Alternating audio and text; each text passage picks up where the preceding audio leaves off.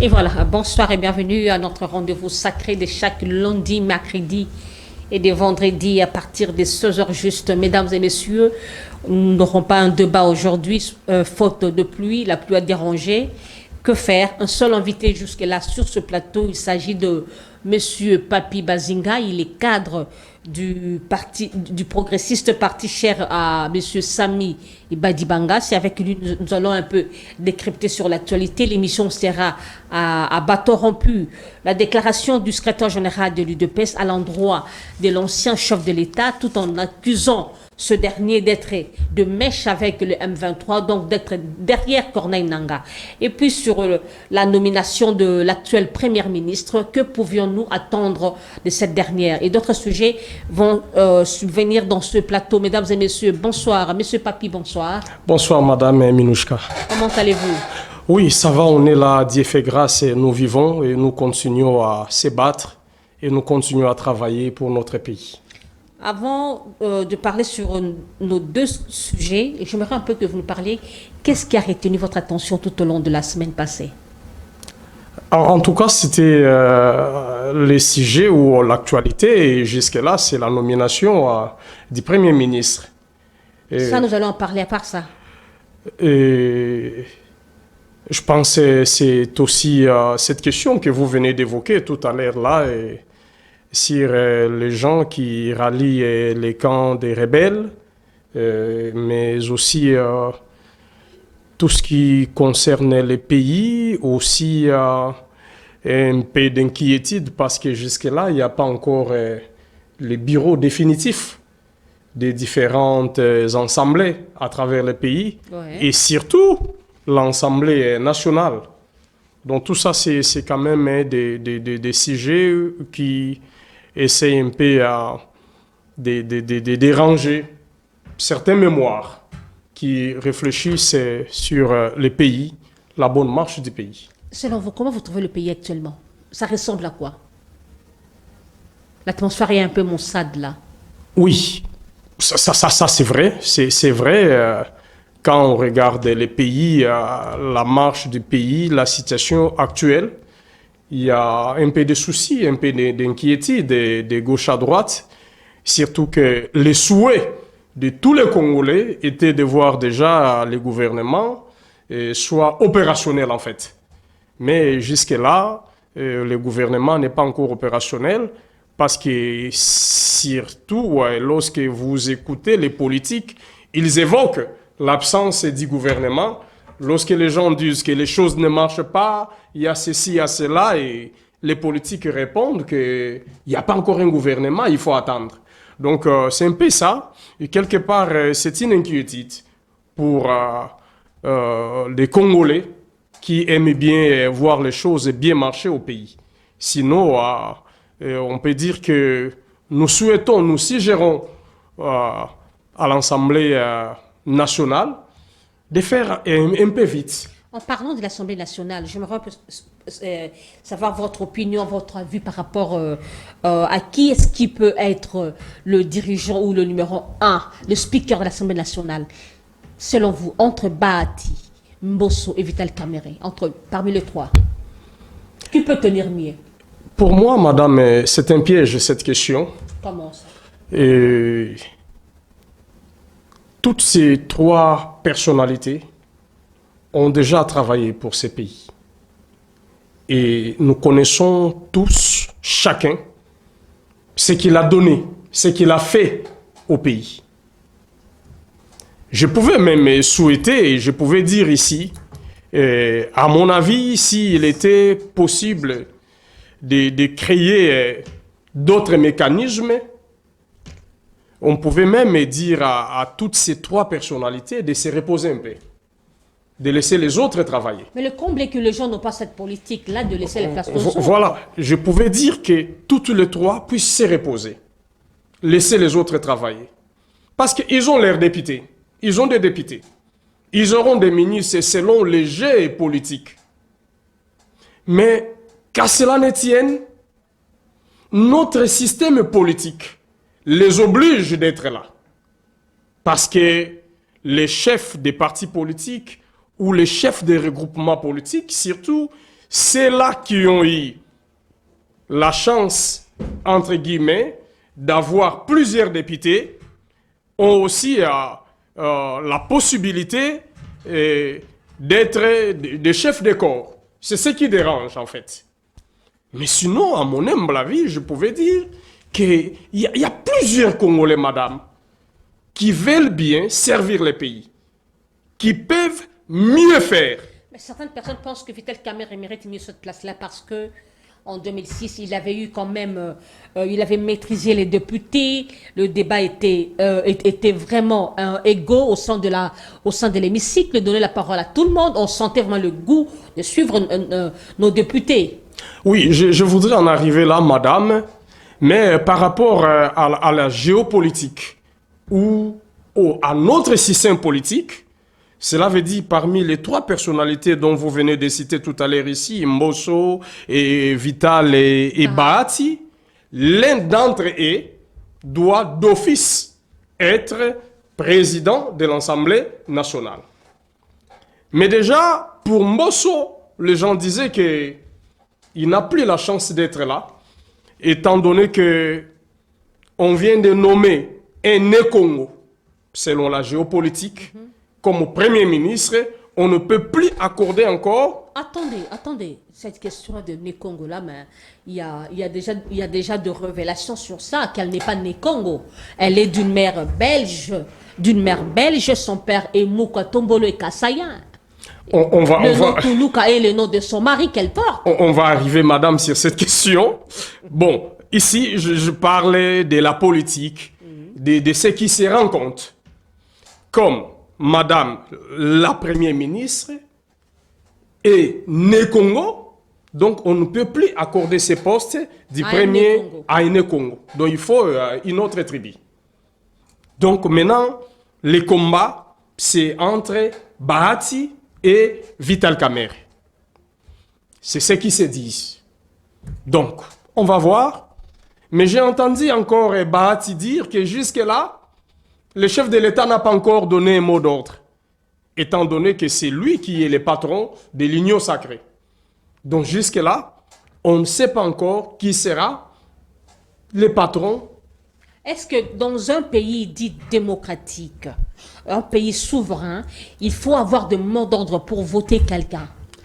Où est la démocratie? Oui. La place de la démocratie. J'ai entendu Bahati en tout cas. C'est ce qui à moins que j'oublie si ce n'est pas une erreur de ma part. Et jusqu'à présent, il a dit là qu'on va s'aligner sur les choix qui sera porté par le chef de l'État. Bon, quelque part, ça peut s'expliquer dans la mesure où, à l'Union sacrée, ou comme ça s'est fait partout en Afrique, dans nos jeux politiques, dans nos systèmes politiques, comme c'est l'Union sacrée qui a eu un nombre important de députés, c'est aussi à l'Union sacrée de désigner les candidats animateurs. Mais quelque part, le Parlement n'est pas rédévable au chef de l'État. Comment il peut désigner quelqu'un? Non, ça, ce n'est pas que le chef de l'État va désigner de manière à imposer. Non, les candidats, je parle du candidat de l'Union sacrée. Ben oui. Vous comprenez? Je parle ici du candidat de l'Union sacrée. Il y aura d'autres candidats, certainement. Mais pour l'Union sacrée, il faut quand même suivre les mots d'ordre de la coopération. Ce n'est pas la violation de la Constitution. Dans un pays surtout démocratique. Non, jusque-là, dans ce contexte des choses, il n'y a pas une violation. Il n'y a pas une violation. Mais c'est comme dans un parti politique, madame. C'est comme dans un parti politique. Le chef du parti politique peut voir des personnes en qui faire confiance. Mais quand même, attendez, faisons la part des choses. Le Parlement est différent d'une institution comme un ministère, dont le chef de l'État, par son pouvoir discrétionnaire, peut porter son choix sur la nomination. Ce sont deux choses différentes. Le Parlement, ce sont des élus eux-mêmes qui portent leur choix sur un président qu'ils veulent. Mais lorsque nous arrivons à terme que c'est le chef de l'État qui va désigner, c'est du tout non. Ça. Pas désigner directement le président de l'Assemblée nationale. Ce n'est pas ça. Vous cherchez à maquiller. Non, pas maquiller, désigner les candidats. Ça, peut-être, je dis, les chefs de l'État, peut-être il peut se faire que c'est le présidium de l'Union sacrée qui va décider qui sera les candidats. Je parle dans cette optique-là. Mais ces candidats-là, ce n'est pas forcément lui qui sera le président de l'Assemblée nationale, étant donné qu'il y aura d'autres candidats aussi. Mais, ce qui est sûr, la majorité des députés sont des lignons sacrés. Nous le connaissons, madame, ce n'est pas un secret de Polichinelle. Nous le savons que ça s'est fait, que les regroupements politiques désignent les candidats, et puis les candidats là qui sera soumis au vote général. Donc, c'est tout à fait normal. Mais ce n'est pas une imposition.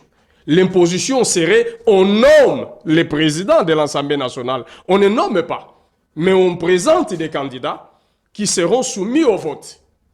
Ça se passe comme ça.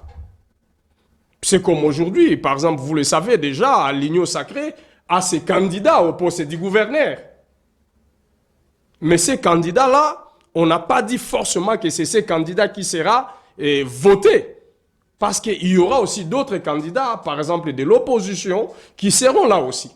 Et puis, c'est les députés qui vont dire les derniers mots. Est-ce que pouvons-nous attendre quelque chose de ce Parlement, de ce nouveau Parlement? Madame, c'est le souhait. En tout cas, c'est le souhait. C'est le souhait, en commençant par le chef de l'État. Ils auront 33 000 $. Bon, là, ça a été déjà démenti et j'ai entendu Nzoli en parler, j'ai entendu encore Godin Poy en parler, dire que jusque-là, ils ont à peu près 5 000 et demi. Hein? Le Kouta Wepouani. Non, non. Mais c'est lui qui est dans la boîte.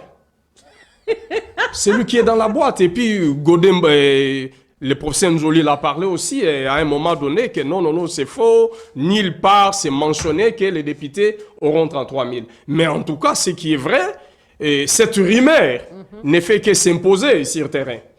Mais maintenant, je pense qu'avec le temps, nous aurons tous la vérité sur cette question. Et voilà. Parlons un peu sur la déclaration du secrétaire général de l'UDPS à l'endroit de l'ancien chef de l'État. Est-ce que vous ne pensez pas que Kabila, ancien chef de l'État, mérite quand même du respect et de considération pour le peuple congolais? Du peuple congolais plutôt. Madame, vous avez raison.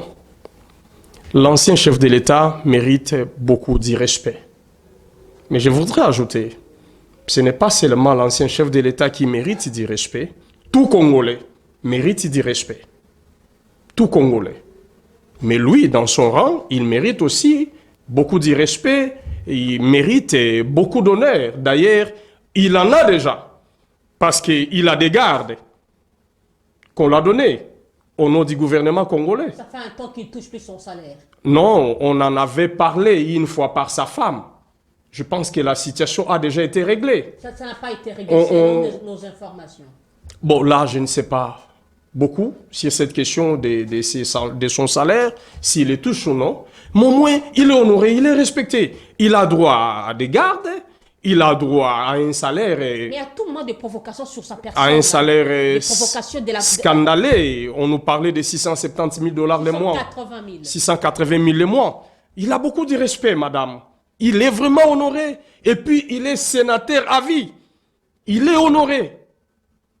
Mais madame, maintenant, si il y a des questions judiciaires, c'est là où il y a des problèmes. À son endroit. Aussi, il a des soucis avec la justice congolaise. C'est là où il y a les problèmes.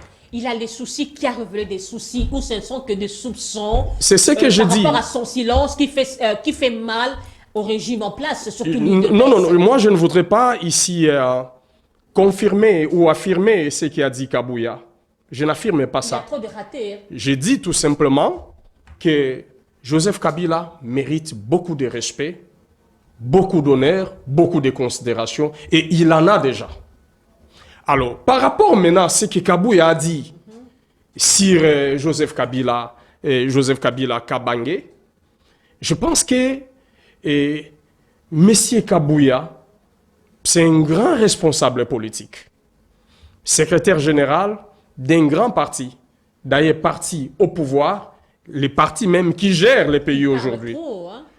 Si À chaque fois qu'il sort, sa communication dérange les autres. Certains disent même qu'il y a trop de ratés. Des fois, il est en contradiction avec le chef de l'État parce que j'aimerais bien recevoir un homme de l'UDPS, malheureusement, la plus à déranger. Par rapport à cette question, lorsqu'il dit, le chef d'État d'ailleurs avait dit, c'est Kagame, le Rwanda, qui est derrière le M23. Mais Kabou a dit, c'est Joseph Kabila, une contradiction. Hein? bon, c'est ce que je disais ici.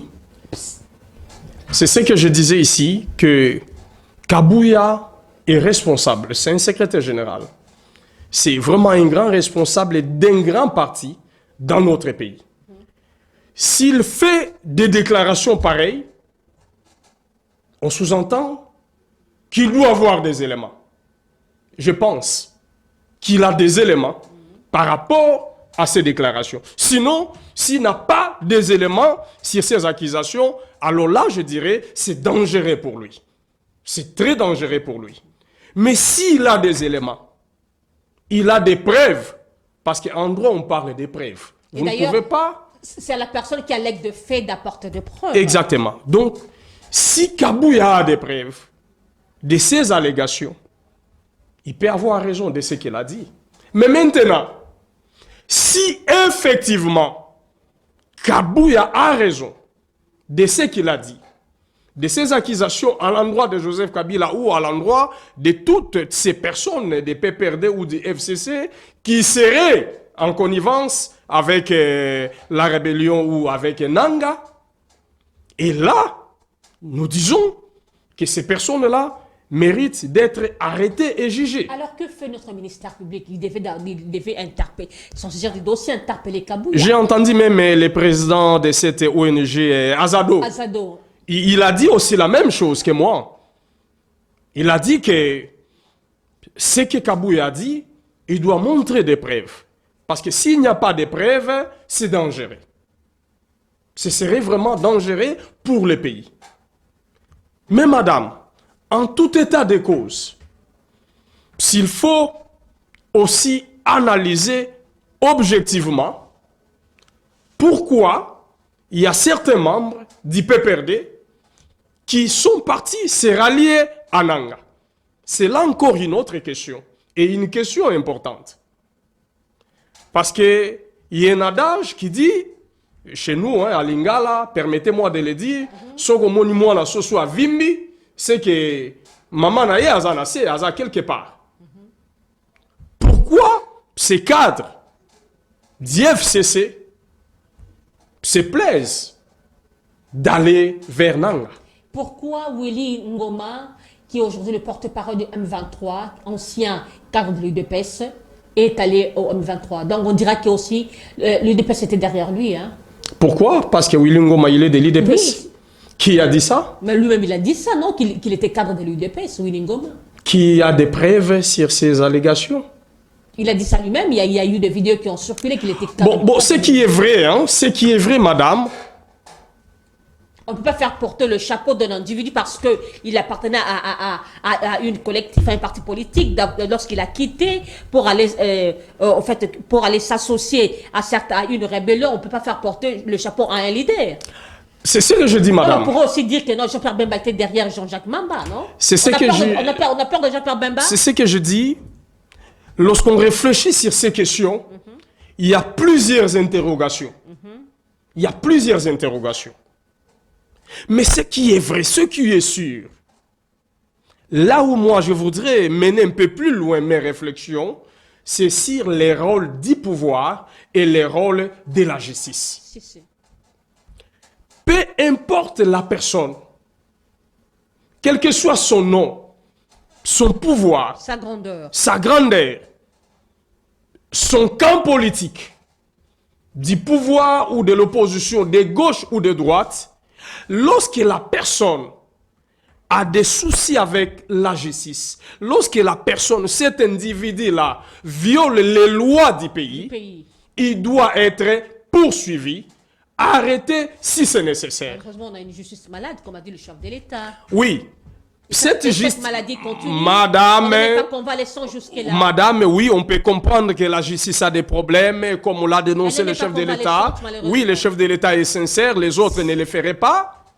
On peut comprendre tout ça, Mais cette justice malade-là a donné aussi raison à plusieurs opposants dans ces pays, vous le savez, même avant les élections ou encore après les élections.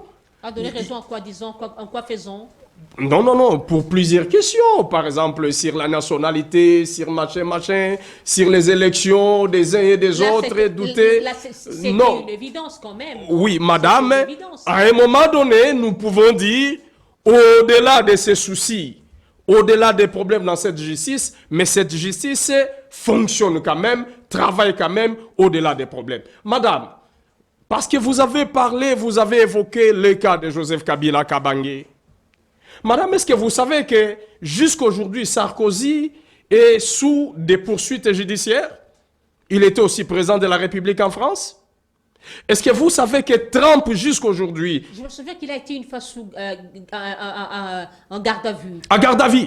Vous savez que Trump, bien qu'il soit aujourd'hui candidat président de la République, mais il a des problèmes avec la justice. Il est toujours poursuivi par la justice. Cela veut dire quoi, madame? Il ne faut pas qu'aujourd'hui, nous-mêmes Congolais, et surtout vous aussi journalistes, vous puissiez arriver à dire aux gens avec qui il y a des messages selon lesquels qu'il y a des gens qui sont des intouchables. Là, nous n'allons pas aider ces pays. Nous n'allons pas aider ces pays, alors que nous sommes tous... Mais nous sommes on a vécu des intouchables dans ce pays. Kabouya lui-même a fait des déclarations la fois dernière. Qu'est-ce qu'il a dit? C'est notre pouvoir à tous celui qui osera nous allons distribuer des armes. Kabouya n'a pas été interpellé. Madame, ce que je dis ici, je parle... On ne fait que toucher les opposants. Pour les pays et la justice où la loi est impersonnelle. Chacun, quel que soit son nom, quel que soit son rang, quel que soit son niveau, s'il viole la loi de la République, il doit être poursuivi. Si nous voulons voir ces pays avancer, grandir, il faut que nous arrivions à ce niveau-là. Parce que le vrai problème, c'est ça. C'est comme vous venez de dire. Ah, tel, pourquoi on doit arrêter tel? Pendant que vous parlez, je demande à la régie de me préparer la vidéo de qui? De Redi Amis avec Peter Kazadi. Donc, ce n'est pas normal. Dans un pays malade, un pays qui a beaucoup de problèmes comme ça, que nous continuions avec ces systèmes des intouchables. C'est vraiment regrettable. Si M. Kabouya a des preuves de ces allégations contre ou à l'endroit des membres de ces partis dont il a cité, ces partis qu'il a cités là, on doit les poursuivre. C'est tout à fait évident, madame. Peu importe la personne, il faut qu'on arrive à ce niveau-là où tout le monde est justiciable. C'est comme ça que nous aurons un grand pays. On ne doit pas avoir une justice seulement pour des gens qui volent des téléphones, pour des gens, je ne sais pas, pour des petits problèmes ou des petits dossiers. D'ailleurs, il y a des gens qui meurent dans nos prisons parce qu'il a été arrêté sans dossier, sans être jugé. Après, il meurt. Alors qu'il y a des vrais assassins qui sont en état de liberté. Il y a des assassins qui sont libres. Il y a des détourneurs en termes de millions qui sont libres. C'est anormal, madame. Si nous voulons voir ces pays avancer, et vous, journalistes, et nous, politiques, nous devons encourager les arrestations. Nous devons encourager les poursuites judiciaires. Mais quand les poursuites se font, comment je vais dire, se font à deux poids, deux mesures. Madame, moi je dis c'est faux. Si je vous posais la question ici, vous n'allez pas citer les noms des 5 opposants en prison. Vous n'allez pas citer les noms des 5 opposants emprisonnés au Congo. C'est moi qui pose les questions. Je comprends. Je ne peux pas vous poser la question malheureusement. De deux, madame. Mais lorsqu'on accuse quelqu'un ou on poursuit quelqu'un, il faut laisser la justice faire son travail. Pourquoi il y a des avocats? On arrête quelqu'un d'emblée. Il y a des gens, nous, les ressortissants de tels coins, nous sommes contre l'arrestation de notre frère. Nous sommes dans quel pays? Ça s'est fait où? Et voilà, je demande qu'on puisse nous balancer la vidéo.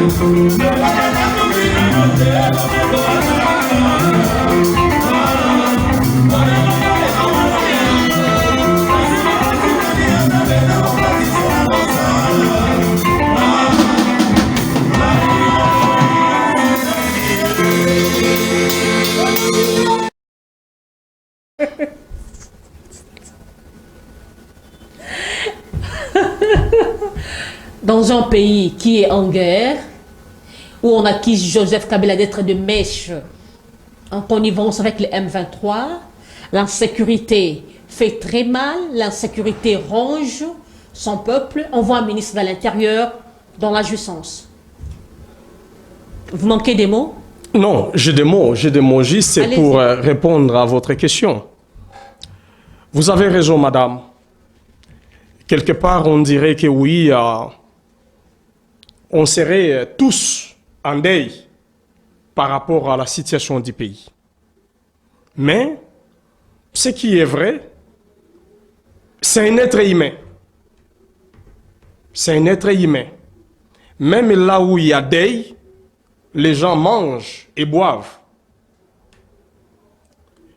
Mais c'est quand même une haute personnalité. Non, attends, madame. L'exemple vient d'en haut. Attends, madame. Pourquoi seulement imposer aux femmes le 8 mars, soyez en noir, attends, madame. Pendant que les autorités eux-mêmes sont dans la jouissance, dans des concerts, par-ci, par-là. Est-ce que lorsque Peter Kazadi dansait, il était dans son bureau? Il était en train d'exercer sa fonction de ministre? Je pense non. Tout le monde a droit de se récréer.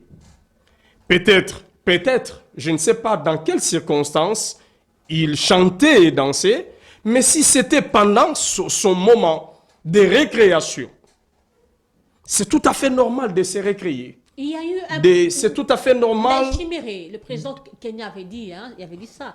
Les Congolais sont des jouisseurs, ils savent que danser, bien filer, manger et boire, c'est ça. Ne vous en faites pas. On lui donne raison. Ne vous en faites pas, je vais répondre à cette question. Mais je dis ici... L'État est en train d'action par-ci, par-là, mais on voit... Je dis ici, si les ministres... Je ne prends pas sa part. Il le fait bien, comme un musicien aussi. Je ne prends pas sa part. Je ne suis pas en train de les défendre. Je me dis quelque part, nous sommes humains. Il a beaucoup de charges. Peut-être c'était pendant les moments de son repos. Peut-être c'était un week-end. Peut-être c'était pendant un moment de détente qu'il est parti se réjouir quelque part. Vous savez, les ministres ont beaucoup de charges. C'est tout à fait normal, ont beaucoup de stress. Qu'ils puissent aller quelque part en train de se déstresser. On peut dire ça. Moi, je vais regretter, ou je regretterai, si c'était au bureau. Dans son bureau, qu'on vient trouver les ministres, il a mis la musique en train de danser comme ça. Mais si c'était pendant un moment de détente, je dis, c'est tout à fait normal qu'il ait un temps de détente. C'est un être humain. Ça nous arrive à nous tous de se retrouver dans un coin, en train, je ne sais de faire quoi, mais dans le cadre de détente, de distraction. Et ça arrive. Mais par rapport à la situation du pays, je suis d'accord avec vous. Je crois que le ministre a aussi le temps où il se remet en train de réfléchir comment résoudre les problèmes de Koulouna, comment résoudre les problèmes de Mobondo, comment résoudre les problèmes de l'insécurité dans la ville. Je profite de vous poser la question, quel jugement rendez-vous à son bilan? Si on vous disait des côtés sur 20, il aurait eu combien? Je ne saurais pas lui donner une cote de manière directe, mais je peux dire que ce qui est vrai, jusque-là... Il a échoué lamentablement. Lamentablement, c'est trop fort. Mais jusque-là, les résultats entendus n'est pas encore là. Mais il est déjà fait mandat, non? On va attendre quand? Je ne sais pas. Oui, jusque-là, les résultats entendus Il est déjà député national, même s'il n'est sont en pas train de faire encore le là cumul. parce que les phénomènes Koulouna continuent. Ouais. On attendait Ça s'est de lui aggravé encore voir davantage. que les taux de Koulouna s'atténuaient, malheureusement. Et dans d'autres situations, les sales comportements des roulages qui disputent les contacts des gens, les volants avec les gens continuent.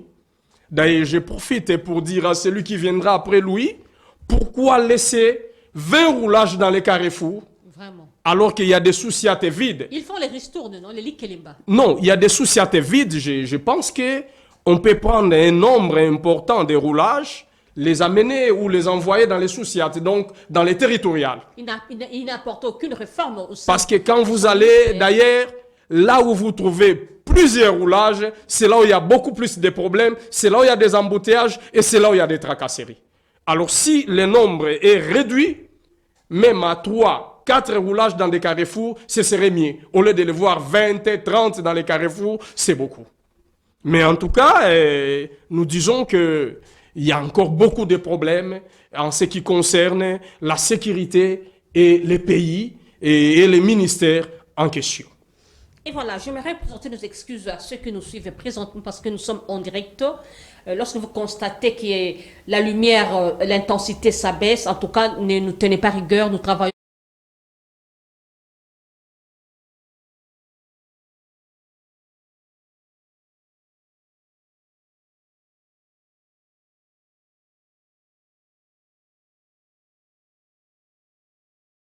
Et voilà, parlons un peu du second sujet par rapport à la nomination de la première ministre.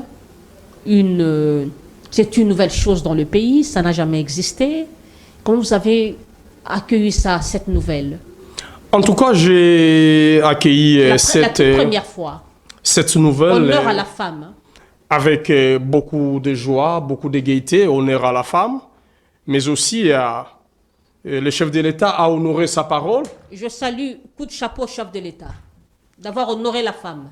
Parce qu'il le disait souvent, il le souhaitait même qu'un jour, qu'il voie à la tête du pays une dame. C'était le souhait du chef de l'État.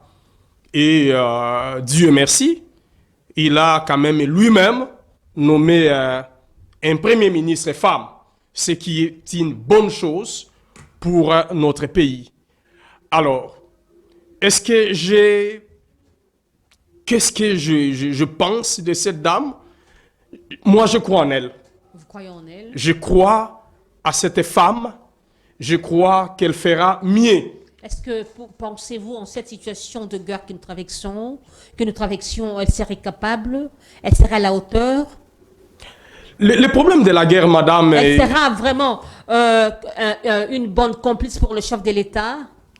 Je crois oui. Je pense que j'ai suivi avec attention les parcours de cette femme, du Premier ministre.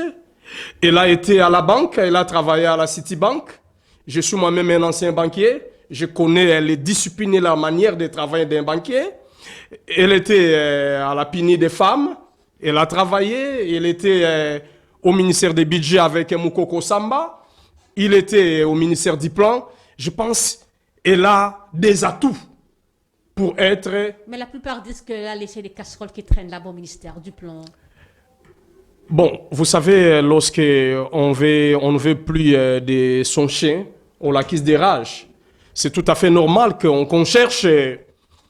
C'est ça, en fait, notre sale manière de faire la politique. Comment vous voulez juger quelqu'un qui n'a pas encore travaillé? Non, c'est par rapport à son Non, parcours. non, madame, je vais répondre à cette question. fait normal. Je vais répondre à cette question. Là où elle a travaillé, où elle était au ministère des Budgets ou au ministère des Plans, madame, vous savez, en politique, il y a ce qu'on appelle la continuité de l'État. Il ne faut pas croire que les problèmes qu'elle a laissés là-bas, c'était des problèmes dont elle-même ou celle était capable de les résoudre. Elle n'est pas une version féminine de Samalou Kondé. Samalou Kondé, le ministre, ne l'obéissait pas. Hein? Je ne pense pas. Oui, ça c'est parmi... Elle était faible devant les ministres. Ça, c'est parmi des problèmes, les défis auxquels Mme Toulouka doit faire face. Elle doit faire face à tous ces défis. Cela veut dire ces ministres qui se considèrent comme des intouchables, ces mandataires qui se considèrent comme des intouchables.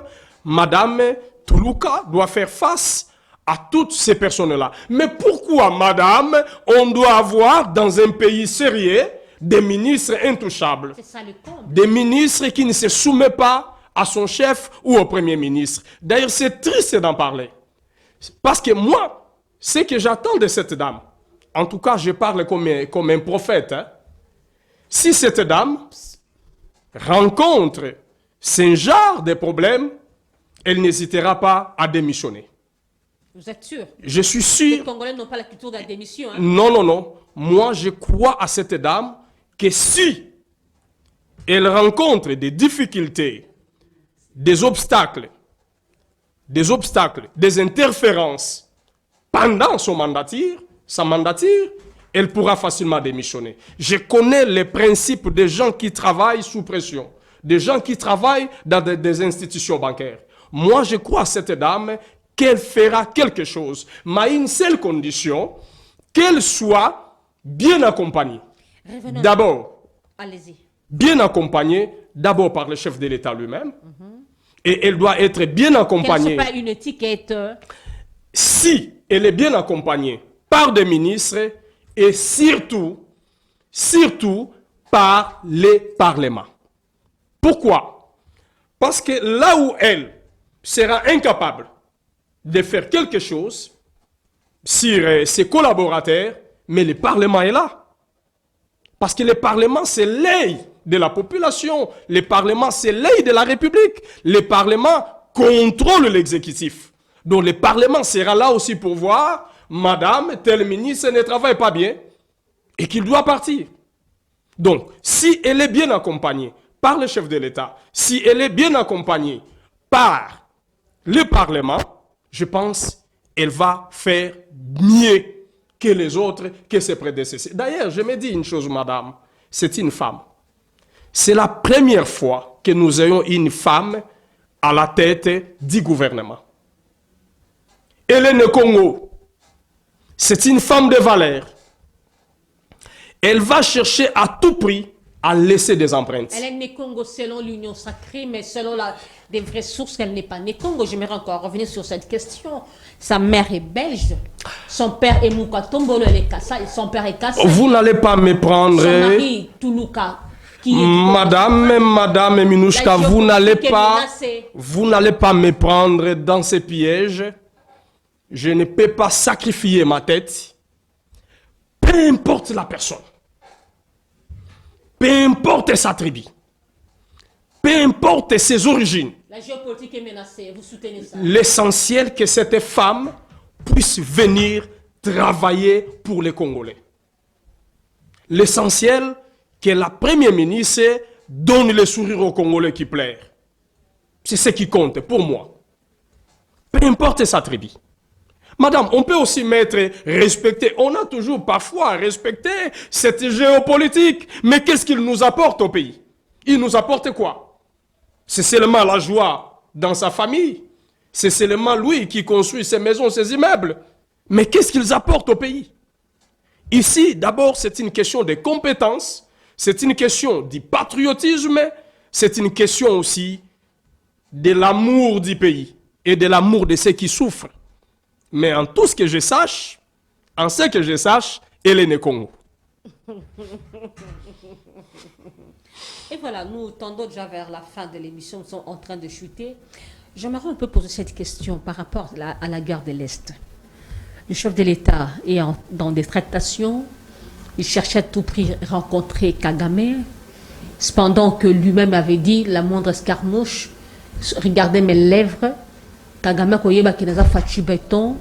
Aujourd'hui, il est derrière Kagame, derrière les négociateurs.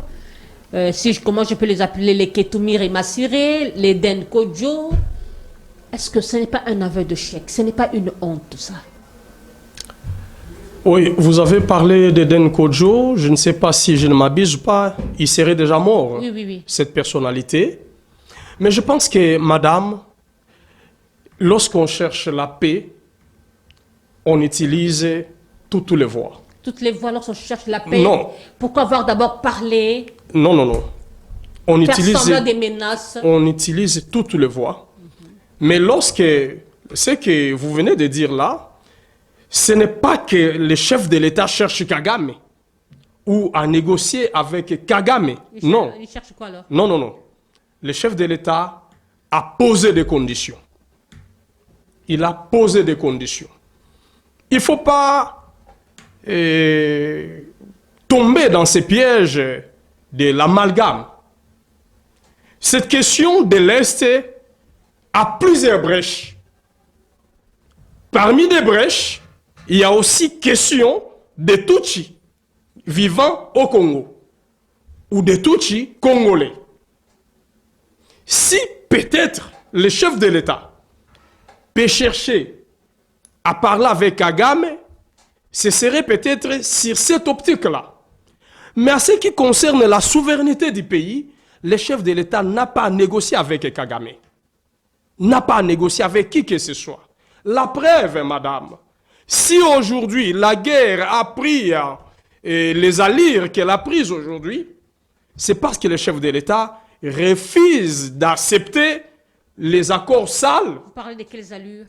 La guerre ne fait que s'accentuer et quelles allures? Exactement, c'est ce que je dis, Ok. dans ce sens-là. Si la guerre a pris cette allure, disons, de la part des M23, ce qu'ils font au pays ou ce qu'ils cherchent à faire, c'est parce que le chef de l'État refuse de leur donner ce qu'ils veulent. Parce que si le chef de l'État avait accepté, comme les autres, ses prédécesseurs, ce qu'ils avaient accordé, parce que vous entendez toujours des gens dire que non, et les M23 étaient défaits en 2013. Vous entendez ça? Mais c'était sous condition. Mais quelles conditions, madame? Mais ils les avaient invités ici, non? Non, S'ils avaient madame. nié que ce n'était pas lui, Madame, c'était Gilbert Kankondé, il n'y a pas de ils ont fait problème. 14 mois ici, Il n'y a pas de ils ont problème. vécu dans les Mais conforts. ceux qui disent, madame, que les M23 étaient défaits, C'était faux? mais on les a trouvés où? Quand on dit le M23 est défait, cela veut dire leur histoire était totalement finie. Mais ils étaient gardés à l'Ouganda. Ils continuaient à troubler la paix au Congo. Madame, entre nous soit dit, il faut à un moment donné être honnête. Est-ce que vous voulez dire, ceux qui disent ça, cette bêtise, que de 2013 à 2019, il n'y avait plus de guerre au Congo? Madame, vous êtes journaliste. Bunagana n'était pas assiégé. Il n'y a pas de Sake problème. n'était plus assiégé. Je vous le concède. Vous voulez dire que de 2013 à 2019, il n'y avait plus de guerre au Congo. Les Il n'y avait M23 n'existent plus. Madame, tout ça, ce sont des montages, des terminologies. Montage, ou encore, Madame, madame, vous avez honte de dire la vérité. non, madame, je voudrais qu'un politicien sérieux puisse venir dire que de 2013 à 2019, il n'y avait plus de guerre au Congo. Et nous le savons tous que la guerre qu'on a, c'est une guerre économique des minéraux. Et des minéraux qui sortent, même si les minéraux sortaient de l'Ituri, mais ça passe par où? Toujours par l'Ouganda et par le Rwanda. C'est un mensonge. C'est là le vrai problème des Congolais, madame. La guerre n'avait jamais pris fin, même s'il n'y avait pas les non-M23. Mais les membres du M23 opéraient toujours. L'M23, cela veut dire quoi? C'est juste cet accord-là, je ne sais de quelle date, de 2012 ou 2011, signé un certain 23 mars. C'est comme ça qu'on les appelle M23. Donc ils étaient quelque part. On les avait accordé des choses, des terres. Les M23 devaient contrôler à peu près 5 provinces de la zone est du pays. C'est comme ça ils étaient en paix. Et lorsque Félix arrive au pouvoir, il voit les accords, il lit les accords, il a dit non, ça c'est céder la souveraineté du pays. Si Gilbert Kankondé les a invités ou les avait invités, peut-être c'était dans l'optique de chercher la paix avec eux. Pensez-vous que Gilbert Kankondé pouvait inviter toute une rébellion ici sans l'aval du chef de l'État? Je ne vais pas entrer dans ces détails. Pourquoi? Mais je voudrais, Pas d'argument à non, je voudrais faire le débat avec quelqu'un qui viendra ici dire que dès 2013, il n'y avait plus guerre au Congo jusqu'en 2019. Je voudrais que quelqu'un vienne dans ces plateaux dise que de 2013 à 2019, les minéraux congolais ne sortaient plus. Je voudrais ces politiciens ici sur ces plateaux.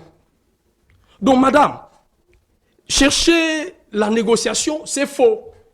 Bien au contraire, c'est Félix qui a posé des conditions. Oui, c'est lui qui a posé des conditions. S'il doit discuter avec Kagame, tous les éléments d'IM23, les Rwandais armés qui sont à l'Est, doivent quitter la République démocratique du Congo. C'est ça la condition et c'est ça les enjeux. Mais dire que les chefs de l'État cherchent ces gens, non. Mais je peux encore revenir sur votre question lorsque vous dites il va à gauche et à droite. Vous savez ce qui se passe au pays. Il y a aussi la communauté internationale qui est là. Ce n'est pas seulement une affaire des Congolais seuls, mais c'est aussi les Occidentaux. C'est aussi l'Union européenne. C'est comme ça que vous écoutez tous les jours, ils disent non, la solution pour cette question de l'Est ne peut pas être une question de guerre, mais doit être une question politique, qui doit être gérée de manière politique. Cela veut dire, le chef de l'État, quelque part, il veut bien écouter ce que l'ONU dit, parler, négocier pour trouver la paix. Mais ce n'est pas dans le sens d'accepter, d'accorder la souveraineté du pays à l'ennemi. Et voilà, nous sommes arrivés à la fin de l'émission. Vous allez devoir regarder la caméra, adressez-vous au public, votre mot de la fin. Oui, le mot de la fin. Je voudrais dire à tous les Congolais, surtout aux politiques,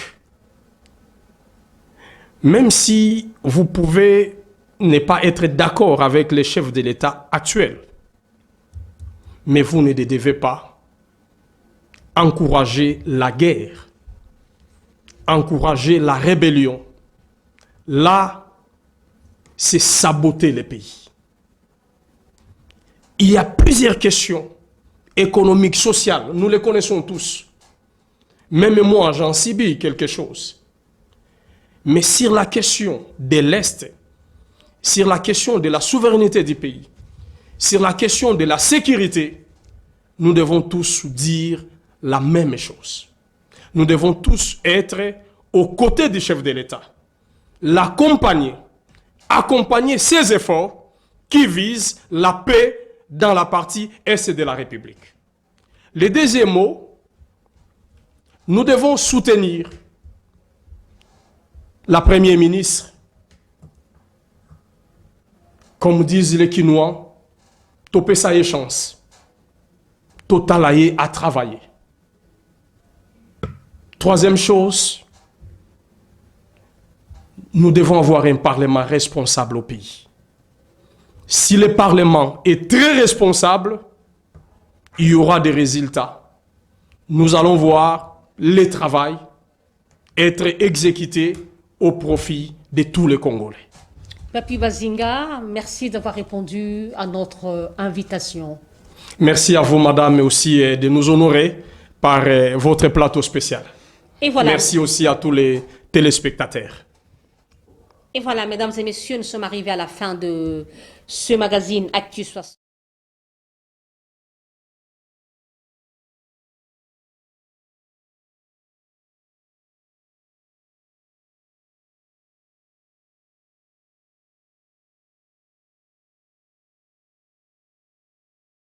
Attention soutenue, merci à Roni Manzila, merci à Laïti Moutonjo, prompt rétablissement à toi Enoch Mbala, merci à toi Annette Ngamoupe depuis Massangabila qui nous suit, que Dieu bénisse la RDC, que Dieu se souvienne de femmes, de nos frères et sœurs qui tombent et meurent le jour à l'Est, que Dieu protège son peuple. Au revoir, Inch'Allah.